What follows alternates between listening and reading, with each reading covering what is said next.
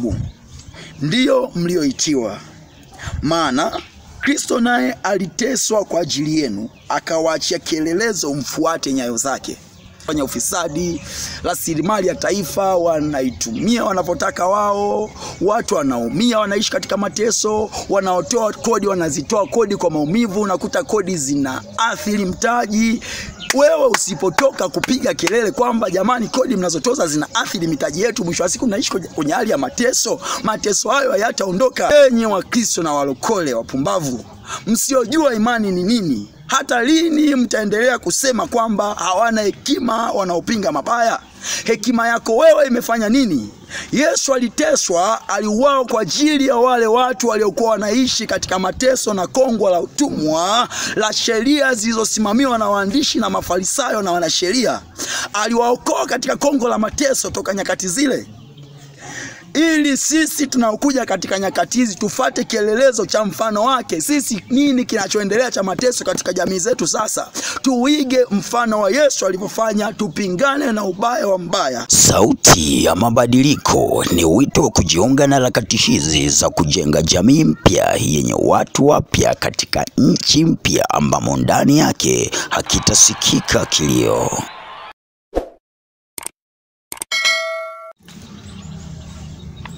Bwana asifiwe sana.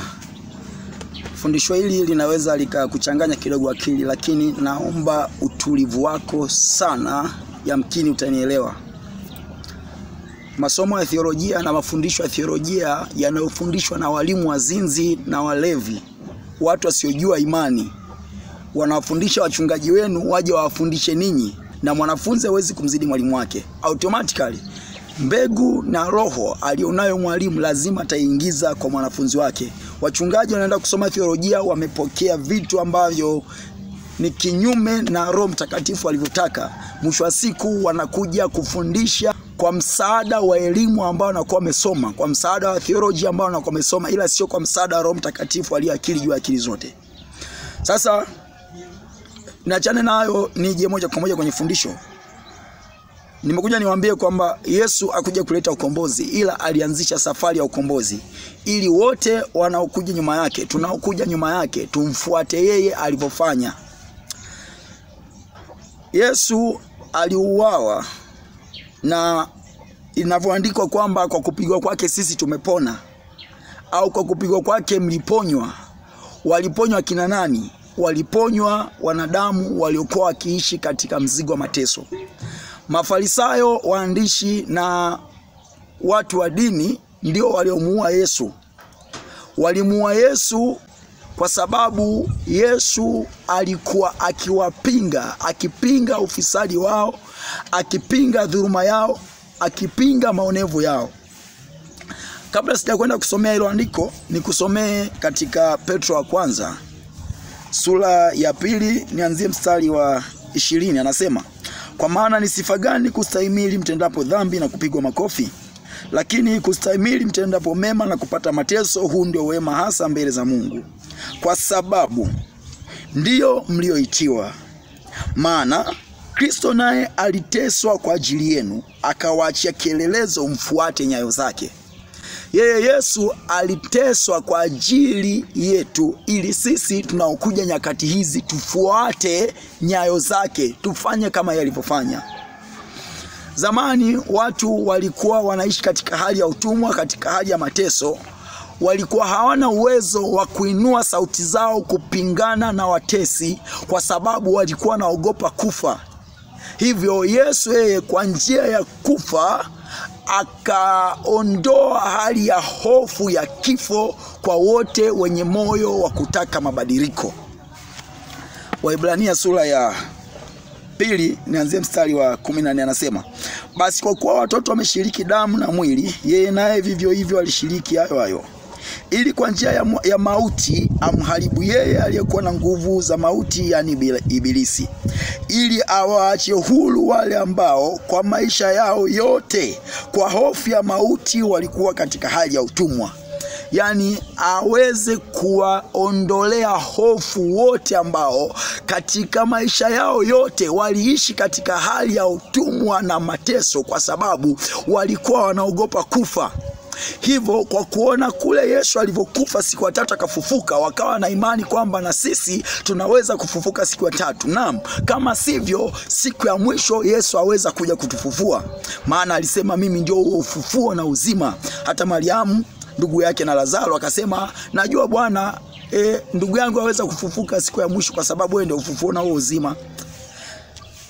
Sasa Yesu aliyafanya yale kutuachia sisi kielelezo, tunaokuja nyuma yake tufuate nyayo zake.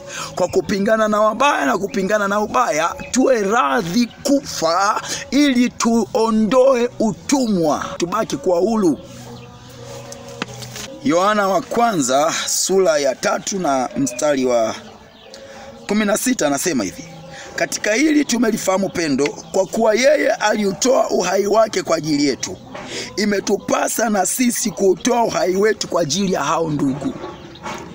Yesu hakuja kuleta ukombozi, ila alianzisha safari ya ukombozi.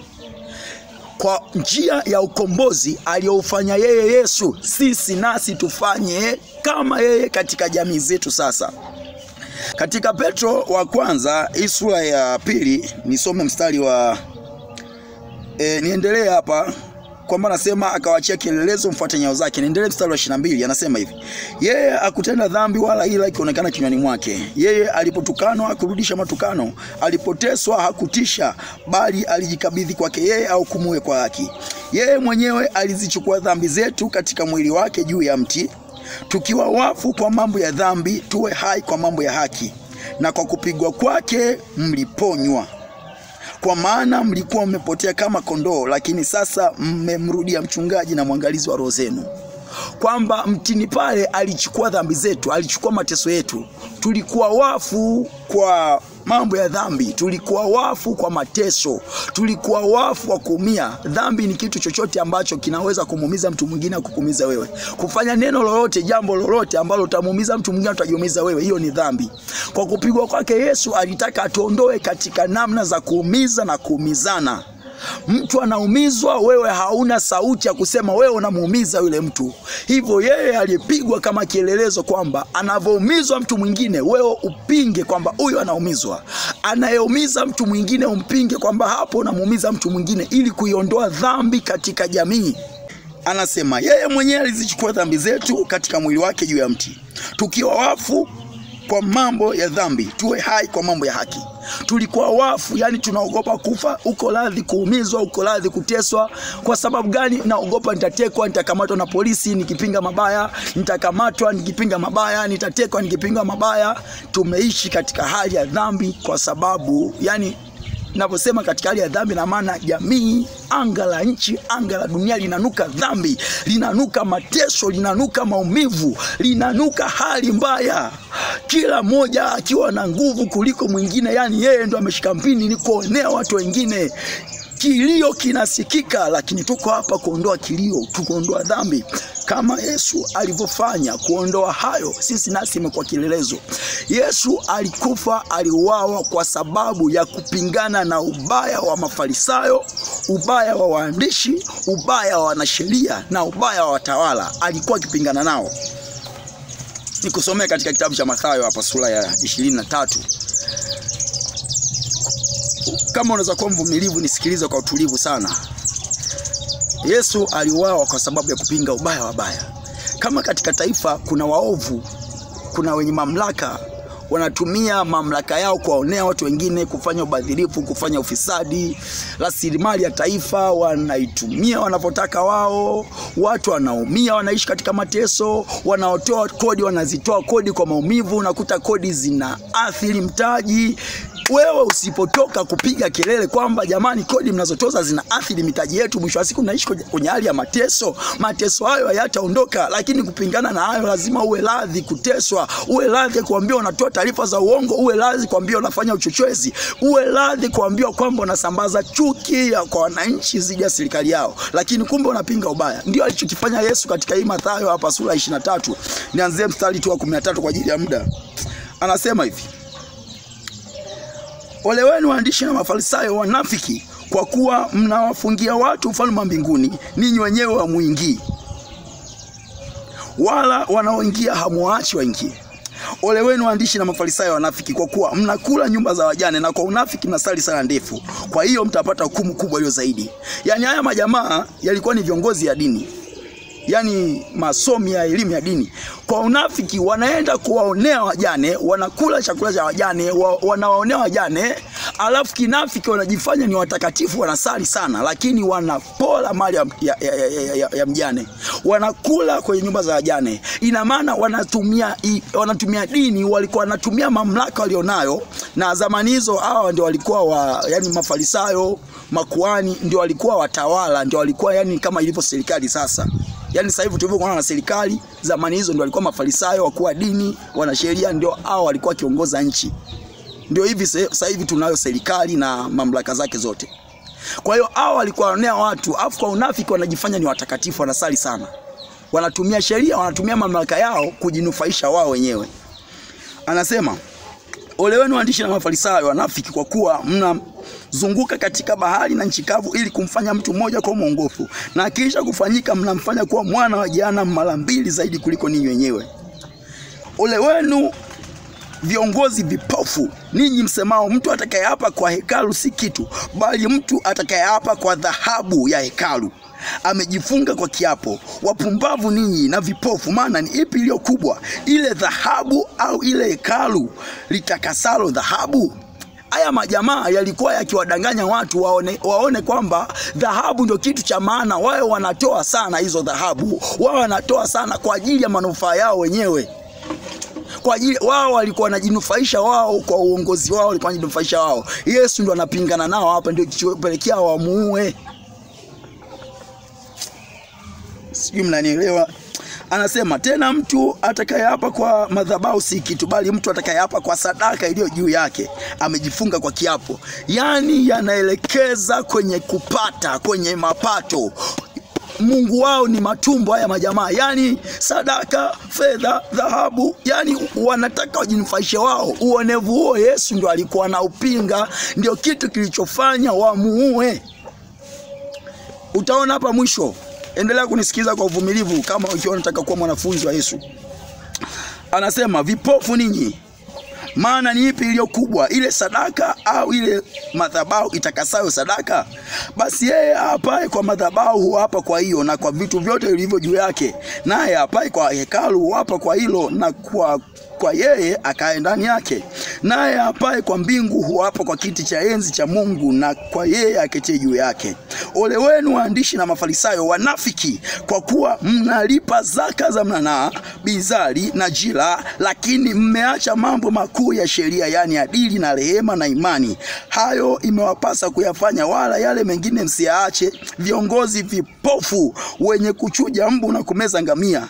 Yani wanawaongoza, yani haya majamaa yalikuwa yanatoa zaka na sadaka, ni fungu la 10 kwenye kila kitu. Lengo kuwapumbaza au kuwapiga changa la macho watu wote wajikite kwenye kutoa zaka na sadaka, fungu la 10, alafu waache mambo ya maana, adili, rehema na imani. Waache kufanya mambo safi, yani waache kuto kumuumiza mtu mwingine, waache kuto kufanya dhambi, ila wajikite kwenye kutoa tu, ili wao wananufaika wao. Yesu ndio alikuwa anapingana na haya, ndio maana alipelekea wakamuua. Anasema, ole wenu waandishi na Mafarisayo wanafiki, kwa kuwa mnasafisha nje kikombe na chano, na ndani yake vimejaa unyang'anyi na kutokuwa na kiasi. Ewe Farisayo kipofu, safisha kwanza ndani ya kikombe, ili nje yake nako kupate kuwa safi. Ole wenu waandishi na Mafarisayo wanafiki, kwa kuwa mnafanana na makaburi yaliyopakwa chokaa, nayo kwa nje yanaonekana kuwa mazuri, bali ndani yamejaa mifupa ya watu na uchafu wote. Vivyo hivyo ninyi nanyi, kwa nje mnaonekana na watu kuwa wenye haki, bali ndani mmejaa unafiki na maasi. Wanaonekana kama ni watakatifu, lakini ndani wamejaa hila, wamejaa maovu, wamejaa dhuluma, wamejaa unyang'anyi. Hawa ndio Yesu alikuwa anapingana nao kwa bidii. Maneno hayo nayasoma hivi, usifikiri Yesu alikuwa akiwaambia kwa sauti ya upole. Alikuwa akiwaambia kwa ukali na kwa hasira kuu ya kimungu ndani yake. Ndio ilimpelekea akakamatwa wakamuua. ni kwa sababu ya haya. Walikuwa kiuma meno, huyu jamaa atatuharibia kula yetu mpaka lini? Narudia tena, haya majamaa ndio walikuwa viongozi wa nchi nyakati hizo, ndio walikuwa watawala. Kama leo tulivyokuwa na serikali na tulivyokuwa na viongozi wa dini, ndio walivyokuwa hawa. Kupingana na ubaya wa mbaya, hata kama ni kiongozi wa serikali au ni mwenye mamlaka, sio kuchanganya dini na siasa. Hii ni kwa sababu dini hatujui ni nini, siasa hatujui ni nini. Ndio maana tunatesana na kumizana. Ungejua nia yangu ni nini, ni kujenga amani, ni kuleta umoja, ni kuhakikisha hakuna mtu anayemuumiza mtu mwingine. Mngeni support na kunitia nguvu, mngeniweka nafasi za juu ili niweze kuzuia kila mbaya na ubaya wake. Msingemkamata mzee wangu Elibet kwa sababu ya kupinga ubaya. Mngejua dini ni nini na siasa na nini na nia yake ya kufanya hayo ni nini, msingemkamata. Mnamkamata kwa sababu anawapinga, anawaharibia kula yenu, anachafua mkate wenu mnaochukua kwa ufisadi na kwa unyang'anyi na kwa dhuluma.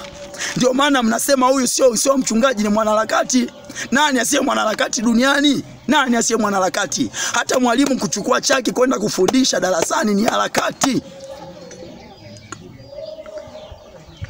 Anaendelea kusema, ole wenu waandishi na mafarisayo wanafiki, kwa kuwa mnajenga makaburi ya manabii na kuyapamba maziara wenye haki, na kusema kama sisi tungalikuwako zamani za baba zetu tungalishirikiana nao katika damu ya manabii. Hivi mwajishuhudia wenyewe ya kuwa ninyi ni wana wa hao waliowaua manabii. Kijazeni basi kipimo cha baba zenu, enyi nyoka wana wa majoka. Mtaikimbiaje hukumu ya jehanamu?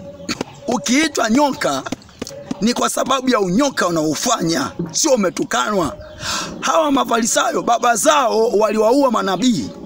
Wao wanakuja kusema kwamba tungekuwa nyakati za baba zetu tusingewaua manabii kama baba zetu walizofanya. Baba zao walikuwa majoka.